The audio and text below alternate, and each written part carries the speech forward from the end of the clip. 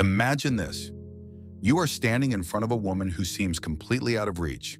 She is confident in herself, stunning, and used to men chasing after her.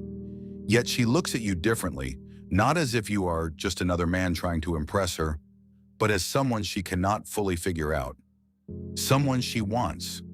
What if I told you that women, regardless of their confidence or independence, have psychological weak points, flaws in their emotional armor that most men do not notice? And if you understand these weaknesses, you won't just attract women, you will control the dynamic without even trying. This is not about manipulation. It's about understanding what drives women on an unconscious level. Because attraction is not logical, it is emotional. Most men attract on the surface, trying to impress her with words, money, or looks. But the men who truly grab a woman's attention are those who connect with the forces she cannot resist, to the weakness. The first one that gives you an unfair advantage over 99% of men, the emotional escape desire. Most men assume that women are logical in love, and that they choose partners based on stability, looks, or even social status. But the truth is, women fall in love with the experience a man gives them, not just the man himself. Women long for a man who pulls them into a different emotional reality. Why do you think they dream about bad boys, mysterious strangers, or forbidden love stories? It's not because they want trouble, but because they are addicted to feeling something unpredictable, something different from their routine life. And this is where most men fail. They are extremely predictable. They send her the same messages every day, agree with everything she says, make her feel comfortable but not alive. And that's why many men get stuck in the friend zone.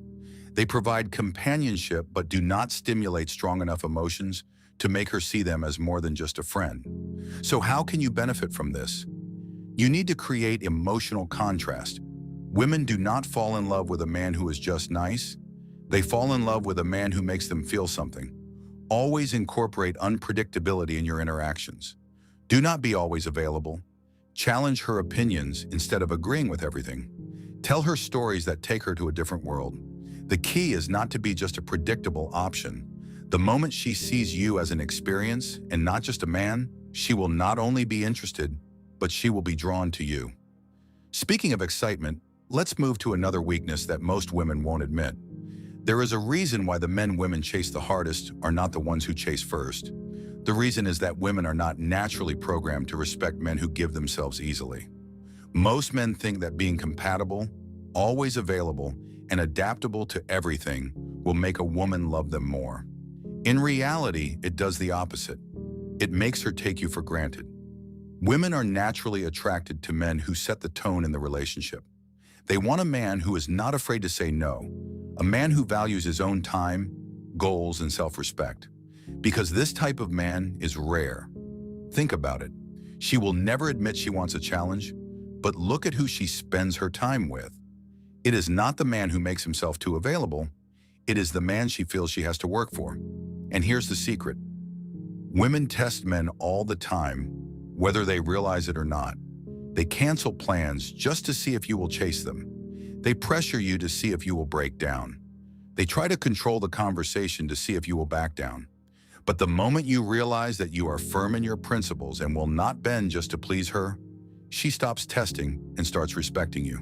And respect is the foundation of true attraction. So if one day you feel a woman is losing interest, ask yourself, are you standing your ground or are you just trying to make her happy?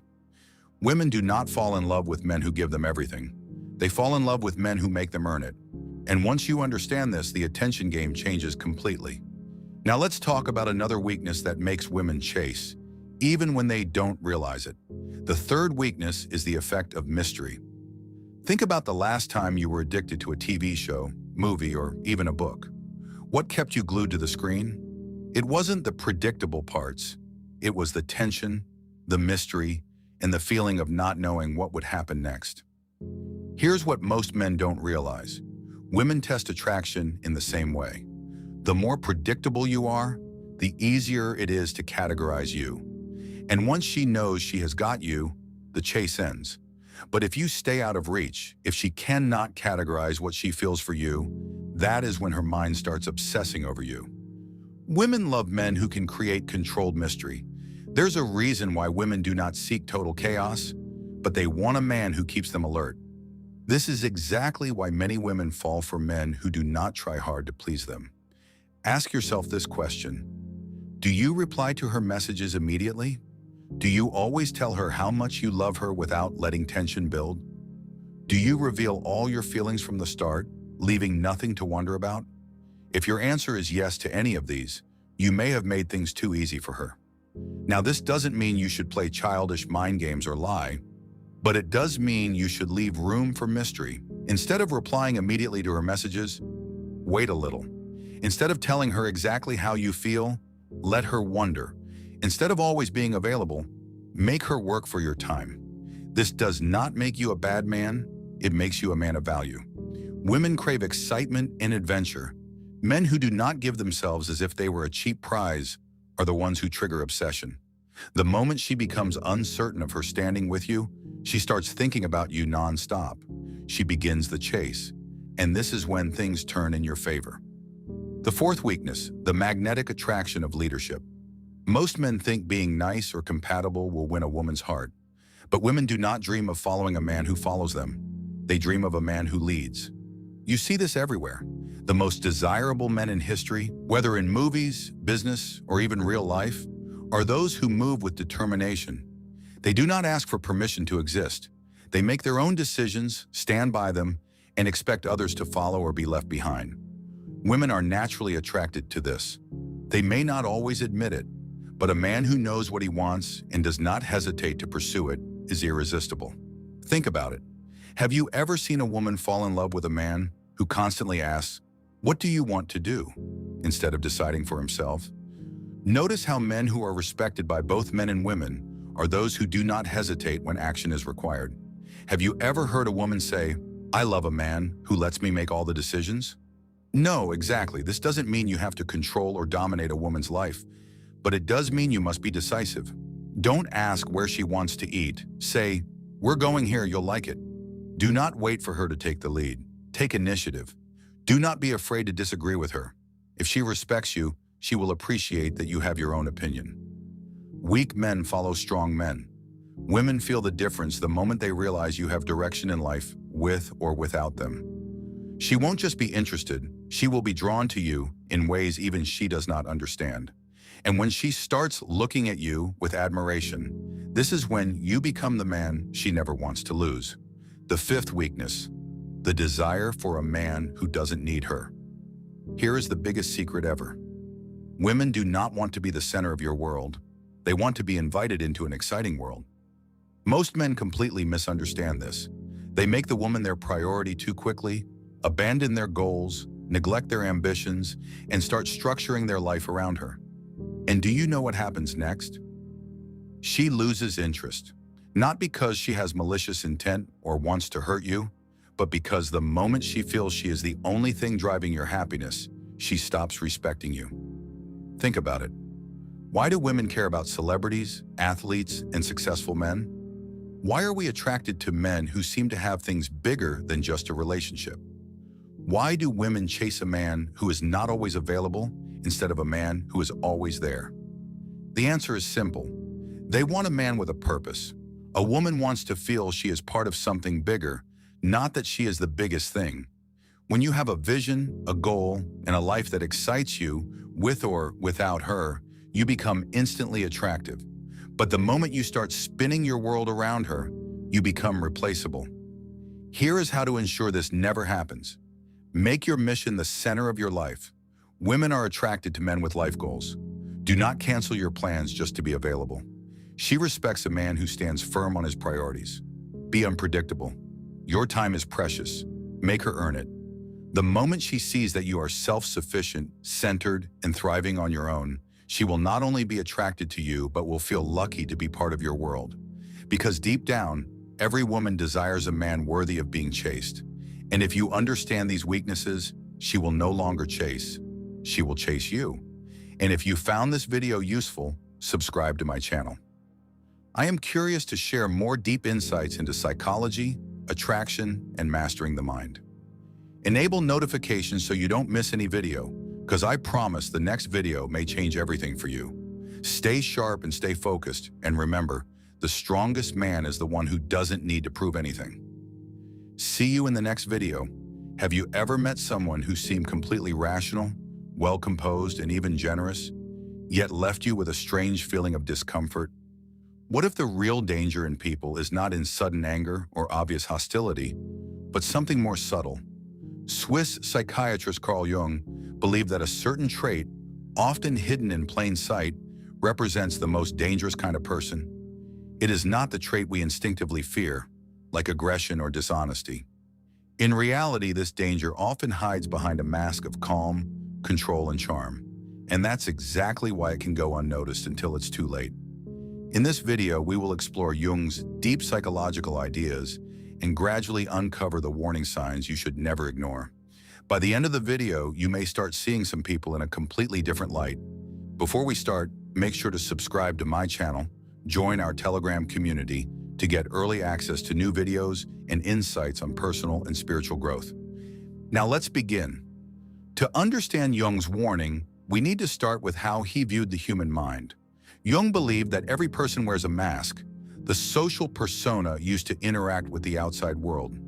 But behind this mask lies the unconscious, a vast space filled with instincts, repressed emotions, and archetypes. One of the most important parts of this hidden world is what Jung called the shadow, the set of qualities we reject in ourselves. Jung did not believe the shadow was formed solely by society, but it appears from the tension between who we really are and who we think we should be.